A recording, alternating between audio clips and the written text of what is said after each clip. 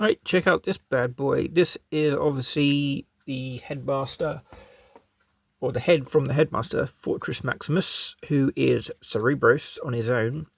There's a bit of a difference between the West and the East variations. So, obviously, in America, this is known as Cerebros, who is the separate robot, the in between, who is very reluctant to join the war effort to stop the Decepticons. Most notably in the American cartoon, it's a bit more or less the same in the comics as well. In Japan, the headmasters, he is Fortress Maximus. This is Fortress. There's no in between here. There's not even a headmaster for this part as well. So obviously, the head is pretty decent size. I got big hands, but that's the same as my palm, more or less.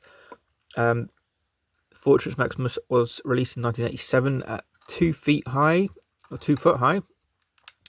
At the time, was the biggest Transformers figure there was up until a recent release of Metroplex, who just tipped that. And I think even I think it's Siege or War for Cybertron's Omega Supreme is pretty close too. It's just off behind this backdrop. So anyway, I've waffled enough. So obviously, you've got all these gubbins at the back, and I will stop blabbering. Now, a bit of a design flaw on here. There is, you can see that obviously they've been manufactured wrong. So you got the screw there, but I'm not going to attempt to take it apart because I'm not that stupid. And in a brilliant case of foreshadowing, because this always happens now with figures, they got his hands are folding up into his wrists to eliminate that kibble problem. Obviously, they'd just be attached to a kibble, and this bit will just cover up the ostentatious eyes, and you can see it's a little uncomfortably fragile there. And of course, the tech specs, which all Transformers have. The Autobots seem to have a cover for theirs. The second year of Decepticons at least have no cover for them. But I just saw my Decepticon headmasters on the shelf right now. They're up there. They have covers for them. First year. So obviously, Scorponok and stuff like that. So, and again, the difference here between Japan and America.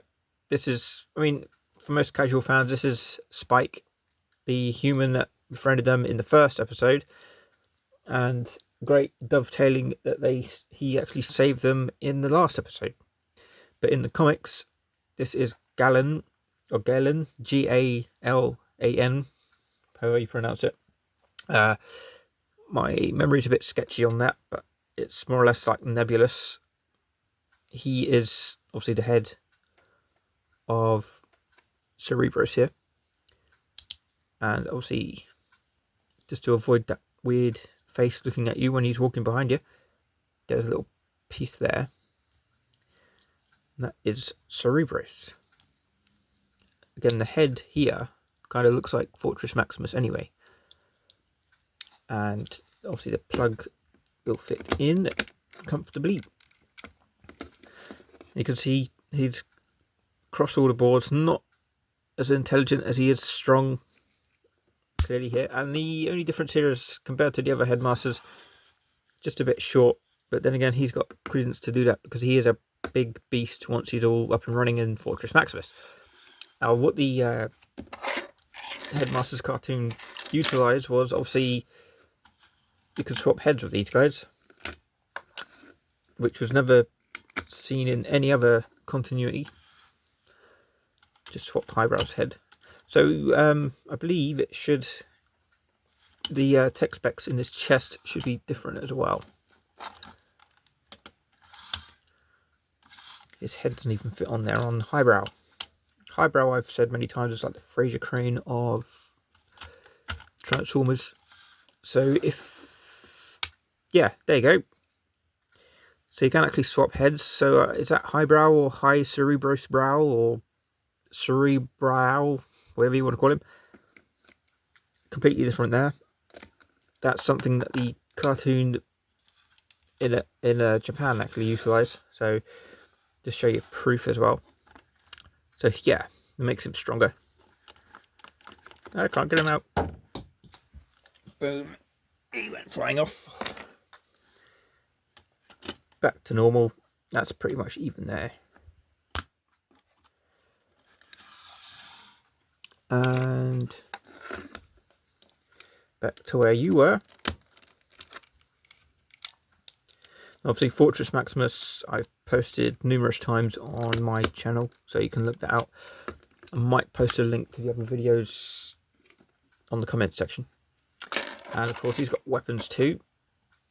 A miniature Master Sword. Whoops. Obviously, Fortress Maximus's sword is huge. It's probably got the same height as my shin, and of course, little gun there too. Kind of resembles Fortress Maximus's gun as well. Pretty nifty figure. It's probably the holy grail of Transformers collecting. God knows how much it cost at the time, but all I know is I paid £600 for the Encore version, all the way from America. This is 100% complete. £600, obviously, that includes import and stuff like that, and delivery. But it was huge. I just can't believe it. The box was huge as well. Obviously, otherwise it wouldn't fit in the box. But as you can see, the height difference here between Highbrow and Cerebros. And obviously, Scorponok is much shorter than Fortress Maximus, which is kind of annoying. You want them to be counterparts to each other. In a butt-kicking contest, Fortress Maximus will win. And I think I've blabbered on enough, but I just should mention that in 1988 in Japan, when Master Force was on the screens, a retooled version of Fort Max was coloured differently with red and sort of like greenish blue, or very weird looking green, but it's called Grand Maximus. And he was actually a pretender. Obviously, and a headmaster as well. Not released in the West ever, I think. Even Overlord got his release in the West in 1991. And, with Black Zarek, they've got a release here too. Grand Maximus is Fortress Maximus' little brother.